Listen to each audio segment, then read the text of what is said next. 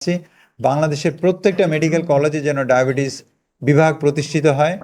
তাহলে শুধুমাত্র ডায়াবেটিস রোগীদের সেবা নিশ্চিত হবে তা নয়, সে ট্রেনিংয়ের ব্যবস্থা থাকবে, যে ডাক্তাররা এই মেডিকেল কলেজগুলির যে ডায়াবেটিস এবং হরমোন রোগ বিভাগ থেকে ট্রেনিং নিয়ে তারা প্রান্তিক পর্যায়ে জেলা উপজেলা পর্যায়ে চলে যাবে এবং সেখানে রোগীদের ডায়াবেটিসের স্বাস্থ্য সুরক্ষা করবে। আমাদের দাবি থাকবে যে প্রত্যেকটা 14 নভেম্বর প্রতি বছর আমরা বিশ্ব ডায়াবেটিস দিবস পালন করে থাকি।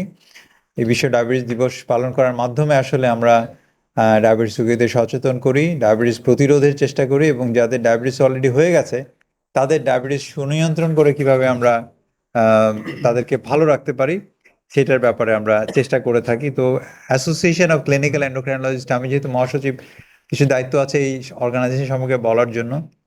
2016 সালের দিকে আমরা শুরু করি, প্রায় 8 থেকে 10 বছর হয়ে গেছে আমাদের এই অর্গানাইজেশন।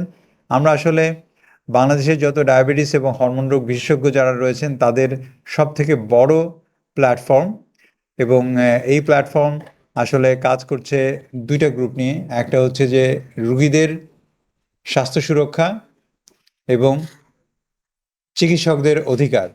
রুগী এবং চিকিৎসক দুজনের অধিকার নিয়ে আসলে কাজ করছে এবং আমাদের চিকিৎসকদের মান উন্নয়নে, চিকিৎসকদের স্কিল বাড়ানোর জন্য কাজ করছে এই association clinical endocrinologist diabetes Bangladesh, এবং রুগীদের স্বাস্থ্যসেবা উন্নয়নে কাজ করছে নিরলসভাবে। আমরা অনেক সামাজিক এবং দায়বদ্ধতা থেকে আমরা অনেক কাজ করি, নানা রকম গাইডলাইন তৈরি করছি চিকিৎসকদের অ্যাওয়ারনেসের জন্য, এবং বিভিন্ন জায়গায় যখন যে কোনো রকম ক্রাইসিস হয়, যে কোনো ডায়াবেটিস সংক্রান্ত ক্রাইসিস, যেমন কিছুদিন আগে বন্যায় আসলে ইনসুলিনের সাপ্লাইয়ের সমস্যা হয়ে গেছিল, ডায়াবেটিস রোগীরা ইনসুলিন পাচ্ছিল না। সেই ক্ষেত্রে অ্যাসোসিয়েশন ক্লিনিক্যাল এন্ডোক্রাইনোলজিস্ট ডায়াবেটিসদের উদ্যোগে বিনামূল্যে আসলে ইনসুলিন সরবরাহ করার জন্য আমরা উদ্যোগ নিয়েছিলাম এবং সেটা সব মহলেই ব্যাপকভাবে প্রশংসিত। জীবনও বেঁচেছে এই ক্রাইসিসের মধ্যে আমাদের ইনসুলিন সরবরাহের কারণে। তো এই ধরনের অনেক কাজ আমরা করে যাচ্ছি। তো ডায়াবেটিস এবারের স্লোগান যেটা, সেটা হচ্ছে যে ডায়াবেটিস এবং সুস্থতা। এখানে মানসিক সুস্থতা, শারীরিক সুস্থতা এবং যে সামাজিক সুস্থতা, সব কিছু নিয়ে আসলে এবারের যে স্লোগানটা তৈরি হয়েছে 2024, 25, 26, 3 বছরের জন্য। তো এখানে আমরা যদি বলি যে শারীরিক সুস্থতা, সেখানে ডায়াবেটিস প্রিভেনশন থেকে শুরু করে এবং ডায়াবেটিসের ভালো থাকা, দুটো নিয়ে আমরা কাজ করছি।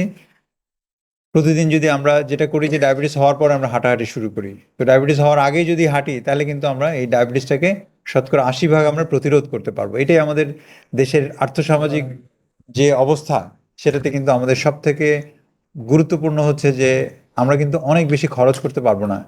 অনেক অ্যাডভান্স হয়ে গেলে আমাদের খরচ অনেক বেশি, আমাদের দেশের মানুষের পক্ষে এত খরচ করা সম্ভব না। সেক্ষেত্রে আমার সময় দেশের জন্য সব থেকে ভালো স্ট্র্যাটেজি হচ্ছে ডায়াবেটিস প্রতিরোধ, যেটা খুবই সম্ভব।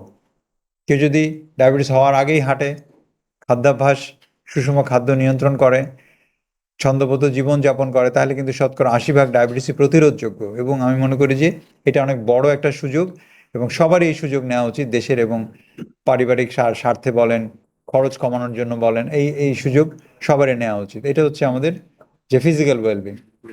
তারপরে সোশ্যাল ওয়েলবিং, বৈষম্যহীন একটা স্বাস্থ্য ব্যবস্থা গড়ে তোলার জন্য আমরা আসলে অ্যাডভোকেসি করছি।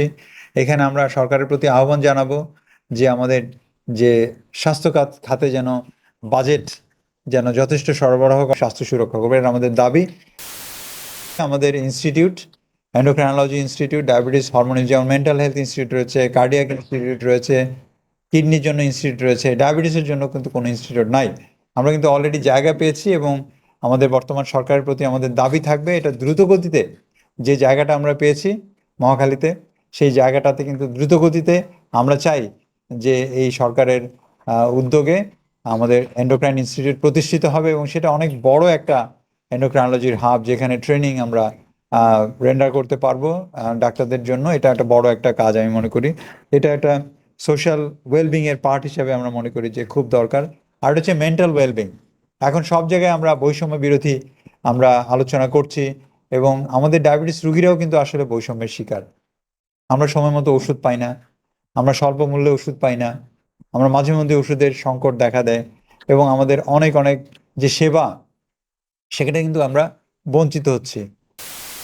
রুগীরা তাদের বড় ইনস্টিটিউটে গিয়ে তাদের চিকিৎসা নিচ্ছে এবং আমাদের ডাক্তাররা ট্রেনিং পাচ্ছে, কিন্তু আমরা কেন পাচ্ছি না?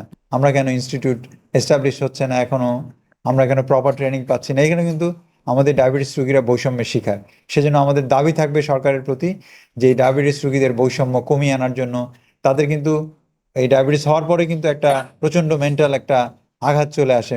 ডায়াবেটিস রুগীরা মনে করে যে আমরা বুঝি শেষ হয়ে গেলাম, আমাদের জীবন শেষ, ডায়াবেটিস হয়ে গেছে, হ্যাঁ, আমাদের আর বুঝি সামনের দিকে যাওয়ার কোনো সুযোগ নাই, আমরা শুধু এখন পিছনের দিকেই যাব, এরকম একটা আমাদের মধ্যে বিষয় চলে আসে। সেক্ষেত্রে তাদের মেন্টাল ওয়েলবিং, তাদের জন্য যে কনফিডেন্স তৈরি করা, সেটা কিন্তু আমাদের খুবই জরুরি ব্যাপার।